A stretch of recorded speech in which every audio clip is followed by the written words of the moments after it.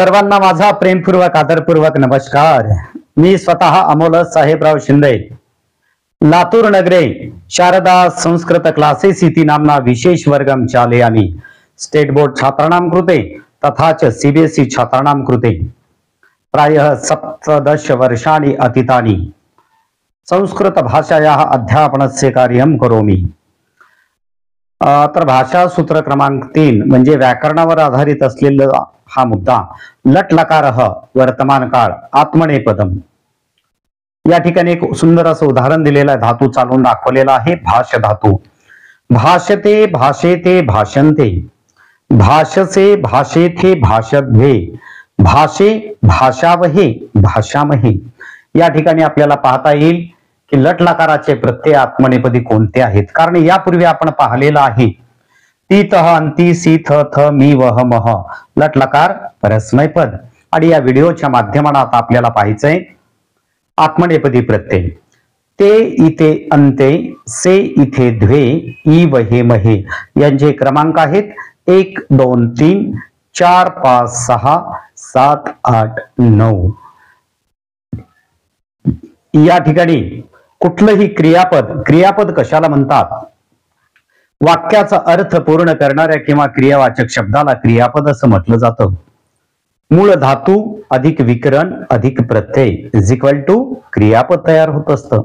आणि क्रियापदाचं सर्वात महत्वाचं वैशिष्ट्य आहे, कदाचित आपणाला अद्यापर्यंत ऐकायला भेटलं नसेल, तर क्रियापदांवर लिंगांचा परिणाम होत नाही। बालकः गृहं गच्छति, मुलगा घरी जातो मराठीमध्ये। बालिका गृहं गच्छति, मुलगी घरी जाते मराठीमध्ये जातो जाते, पण संस्कृतमध्ये दोन्ही ठिकाणी गच्छति हेच वापरण्यात आलेलं आहे। आता पाहूया गण विकरण वगैरे या बाबतीमध्ये यापूर्वीच्या व्हिडिओमध्ये आपण पाहिलेला आहे, तरी सुद्धा हा मुद्दा महत्वाचा आहे। पहिला गण, जे काही धातू आहेत ते 1760 धातू 2 गटात विभागलेले आहेत, एक अ गट एक ब गट। अ गटामध्ये पहिला गण, चौथा गण, 6वा गण, 10वा गण यांचा समावेश होतो। तर ब गटामध्ये दुसरा गण, तिसरा गण, 5वा गण, 7वा गण, 8वा गण आणि 9वा गण यांचा समावेश होतो। गण ओळखण्याची खूण किंवा चिन्ह त्याला विकरण असं म्हटलं जातं। पहिल्या गणाचं विकरण अ, चौथ्याचं य, 6व्याचं अ आणि 10व्याचं अय। म्हणजे ते नेमकं कशा पद्धतीनं, कारण क्रियापद कुठलंही असो त्याची विभागणी 3 गटात करणं आवश्यक आहे। धातू प्लस विक्रम प्लस प्रत्यय। वंदते, वंद अधिक अ अधिक ते। हलंत वंद का, द हलंत का, कारण 2 अक्षरी धातू नेहमी हलंत असतात, 1 अक्षरी धातू पूर्ण असतात। या हलंत द मध्ये अ मिसळलं की त्या ठिकाणी द पूर्ण झालं आणि मग त्याला ते इथे अंते प्रत्यय जोडायचे आहेत। ते कशा पद्धतीनं ते पुढच्या कोष्टकात आलेलं आहे पाहणार आहोत। युध्यते, युध प्लस य प्लस ते, य आलं चौथा गण। दिशते, दिश प्लस अ प्लस ते। पहिल्या गणाचं विकरण अ, 6व्या गणाचं विकरण अ, मग फरक काय आहे? ज्यावेळेस एखाद्या धातूला विकरण अ जोडलं जातं आणि त्या धातूला जर पहिली वेलांटी, पहिला उकार, पहिलं रू असेल तर ते धातू 6व्या गणातले असतात। बोटावर मोजणी आहेत की थोडे फारच आहेत, ते आपण लक्षातही ठेवू शकतो।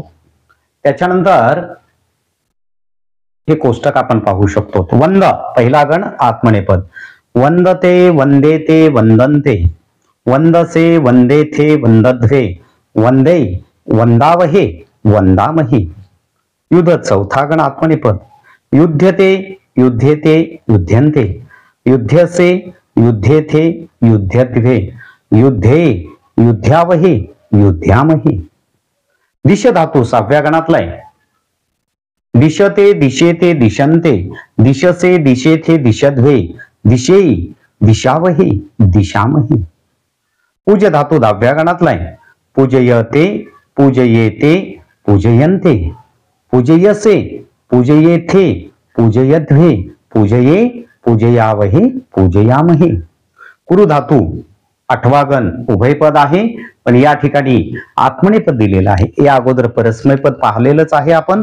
करोती, कुरुतः, कुर्वन्ती, करोशी, कुरुथः, कुरुत, करोमी, कुर्वः, कुर्मः। आता या ठिकाणी आत्मनेपद पाहतोय।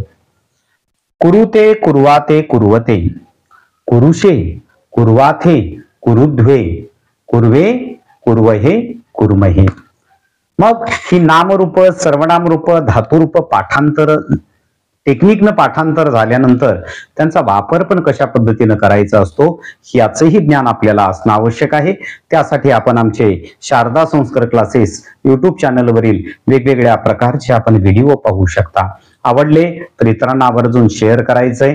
आमच्याकडनं काही जर चुकीचा शब्द गेला आहे असं वाटलं, उत्तर चुकीचं आहे असं वाटलं, आवर्जून फोन करून सांगा. आपल्या सांगितलेल्या आमच्याबद्दलच्या चुकांची आम्ही निश्चितपणे दुरुस्ती करू. आणि त्याचबरोबर जर आपल्याला काही संस्कृतची अडीअडचणी प्रश्न वगैरे असतील तर फोनच्या माध्यमाने आम्हाला विचारू शकता. Mobile number 98-220-95-760.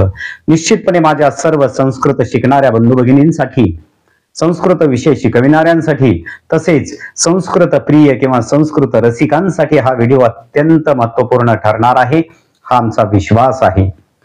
शारदा संस्कार क्लासेस या नावे ऑफलाईन आणि ऑनलाईन ट्युशन सुद्धा आम्ही चालवतो. जर कोणाला इच्छा असेल तर आपण संपर्क साधू शकता. पण एन केन माध्यमानं आपला विद्यार्थी आउटापर्यंत मार्क्स मिळवून आपल्या आई वडिलांचं, आपल्या गुरुजनांचं नाव त्यानं मोठं करणं अत्यंत आवश्यक आहे. हे मनाशी स्वप्न बाळगून, मनाशी हा संकल्प करून आम्ही प्रामाणिकपणे कार्य करतोय. आज जवळपास 17 ते 18 वर्षापासून आम्ही अविरत ही सेवा चालू ठेवलेली आहे.